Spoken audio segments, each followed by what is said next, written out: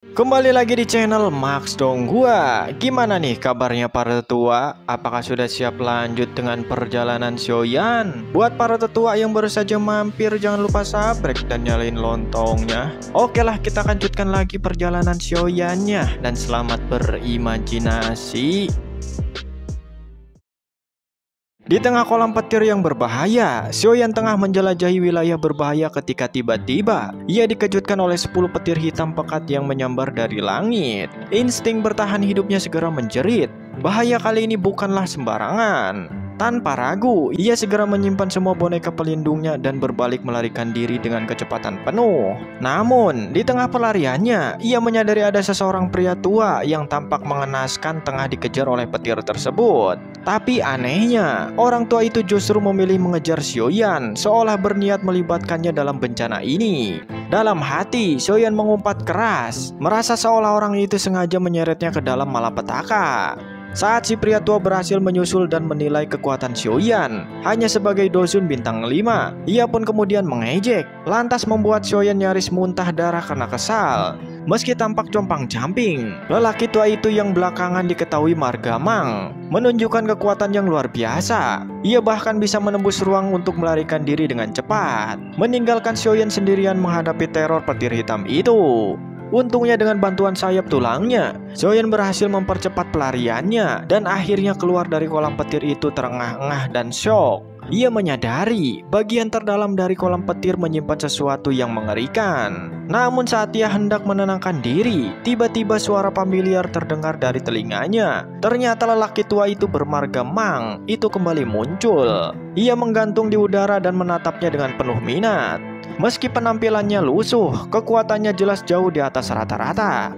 Saat ini Xiaoyan hanya bisa menahan diri untuk tidak meluapkan kemarahannya. Dia tahu bahwa ia bukan tandingan orang tua aneh ini. Tuan Tua Mang menyebut bahwa makhluk di dalam kolam petir adalah monster petir yang memiliki kecerdasan, makhluk hidup dari petir murni. Ia bahkan mengajak Xiaoyan bekerja sama untuk menjelajahi bagian terdalam kolam petir itu. Namun Xiaoyan di sini tentu saja menolak tawaran tersebut dengan mentah-mentah. Sekali diteror oleh petir hitam itu sudahlah cukup. Tak lama kemudian dari itu, sosok Heiking dan suku naga Void kuno tiba. Saat ini ia sedikit lebih lega melihat Xiaoyan selamat dan segera mengajaknya kembali. Setelah pertemuan itu, Xiaoyan menumpang di punggung naga hitam besar. Itu adalah wujud asli Heiking, dan mereka pun meninggalkan kolam petir itu. Yang menarik, tak lama setelah mereka pergi, Tuan Tua Mang kembali muncul di langit yang tenang, menatap ke arah kepergian Xiaoyan. Ia bergumam pelan, "Xiaoyan," nama itu terdengar familiar, seolah menyiratkan bahwa pertemuan ini mungkin akan berdampak besar di kemudian hari. Saat ini langit di atas Pulau Naga Kuno tampaknya lebih suram dari biasanya ketika Xiaoyan telah kembali. Namun bukan awan atau cuaca yang berubah, melainkan suasananya. Ketegangan mengedap di udara dan kehadiran beberapa aura kuat yang tersembunyi membuat Xiaoyan menyipitkan matanya. Ia tahu para tetua dari suku naga Void kuno telah kembali dari pelatihan mereka di alam kosong. Apakah mereka kembali karena Kaisar Naga muncul lagi? Pikir Xiaoyan dalam hati. Ia teringat ucapan Heiking sebelumnya tentang kekuatan dari 3 pulau naga besar lainnya yang bahkan lebih kuat dari Pulau Naga Timur.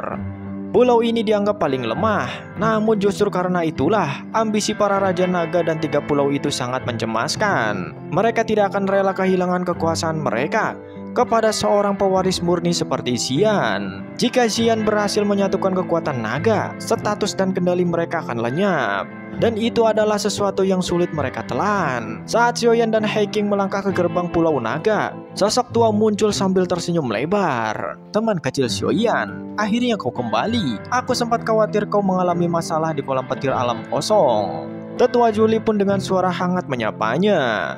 Xiaoyan membalas dengan sopan, "Terima kasih atas perhatianmu, Tetua Zuli." Pandangan Xiaoyan kemudian tertuju pada 2 sosok berjubah putih yang berdiri di belakang Tetua Zuli. Mereka tampak asing, namun aura mereka luar biasa kuat. Mereka adalah dosun tingkat tinggi. Mereka adalah tetua dari suku kami. Dahulu mereka berlatih dalam kehampaan alam kosong. Kini mereka telah kembali. Xiaoyan menangkupkan tangannya dengan hormat, dan kedua tetua itu lantas membalasnya dengan senyum dan dengan anggukan kelapa yang ramah. Mereka telah mendengar langsung dari Zuli tentang hubungannya dengan Kaisar Naga. Maka dari itu, mereka pun bersikap sopan saat ini. Tiba-tiba suara riang terdengar dari kejauhan. Tuan muda Xiaoyan. Sosok hijau melesat seperti kilat dan berhenti tepat di depan Xiaoyan. Ia mengenali wajah cantik itu dan terkejut sekaligus senang. Qinglin, kau sudah selesai berlatih. Qinglin saat ini tersenyum manis. Yah, berkat aura naga di makam kuno dari bantuan para tetua naga, aku berhasil menyempurnakan jiwa ular surgawi kepala 9 dalam tubuhku. Tetua Zuli pun menambahkan, namun meski belum sepenuhnya disempurnakan, jiwa itu tidak lagi menjadi ancaman. Qinglin akan segera menguasainya sepenuhnya, ucap Tetua Zuli. Xiaoyan memandangi Qinglin dan terkejut saat menyadari kekuatannya telah melampaui miliknya. Dosun bintang 6, gumam Xiaoyan. Saat ini Qinglin terkekeh, wajahnya berseri-seri. Tetua Zuli juga tertawa kecil. Tidak perlu iri, jiwa ular seperti itu hanya tersisa satu di dunia.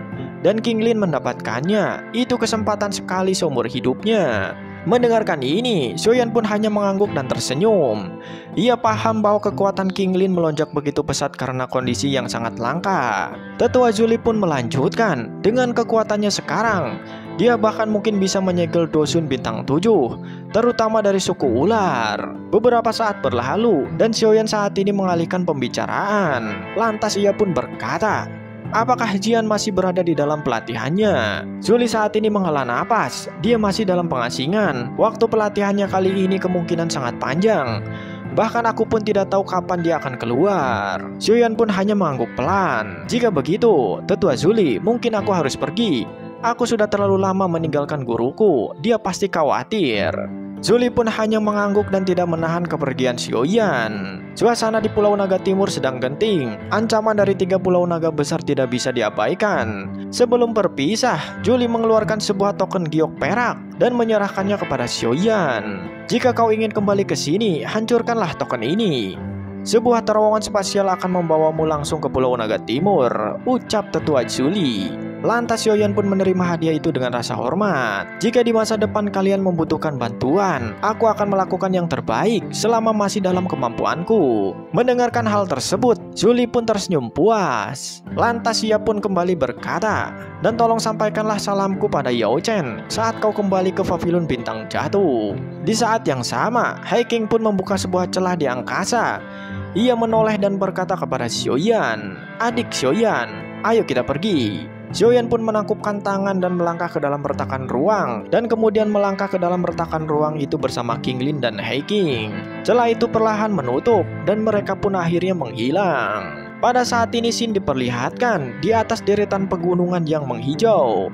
Suara raungan binatang ajaib menggema. Lalu dari langit sebuah celah spasial terbuka. 3 sosok muncul dari sana, yaitu Xiaoyan, Qinglin, dan juga Haiking. Xiaoyan menarik napas dalam-dalam. Akhirnya kita kembali ke benua ini. Haiking pun menuju ke arah utara. Ikuti arah itu. Kurang dari setengah hari ini, kau akan sampai ke Pavilion Bintang Jatuh. Sedangkan aku harus kembali ke suku. Xiaoyan pun mengangguk, lantas berkata, terima kasih untuk segalanya Paman Haiking. Saat ini Haiking pun tertawa lepas. Kalau nanti aku bertemu dengan Aula Jiwa, akan kuhabisi mereka untukmu. Setelah itu dia mengoyak ruang dan pergi tanpa basa-basi. Xiaoyan saat ini memandangi kepergiannya dan tersenyum. Ia kemudian terbang menuju utara dengan Qinglin dan melayang anggun di belakangnya. Tak lama kemudian atap Pavilion Bintang Jatuh yang megah mulai tampak dari kejauhan. Di dalam aula besar, Yao Chen yang sedang berbincang dengan Feng Xunze tiba-tiba tersenyum. Mereka akhirnya telah kembali. Fluktuasi ruang muncul di tengah aula. 2 sosok keluar perlahan dari pusaran energi itu. Saat ini Feng Xunze lantas terkejut. Xiaoyan, aura anak muda itu bahkan saat ini lebih kuat darinya. Yao Chen pun hanya tersenyum tenang. Kau mendapat banyak pelajaran dari perjalananmu ya. Xiaoyan pun saat ini tersenyum dan lantas duduk. Ia kemudian menceritakan perjalanannya. Keduanya itu mendengarkan dengan penuh perhatian. Di akhir penuturan, Yao Chen meneguk tehnya dan berkata dengan tenang namun penuh makna, aku juga punya kabar baik untukmu. Mata Xiaoyan pun bersinar. Apa itu guru? Yao Chen menatapnya dan menjawab, ini tentang api teratai iblis pemurni.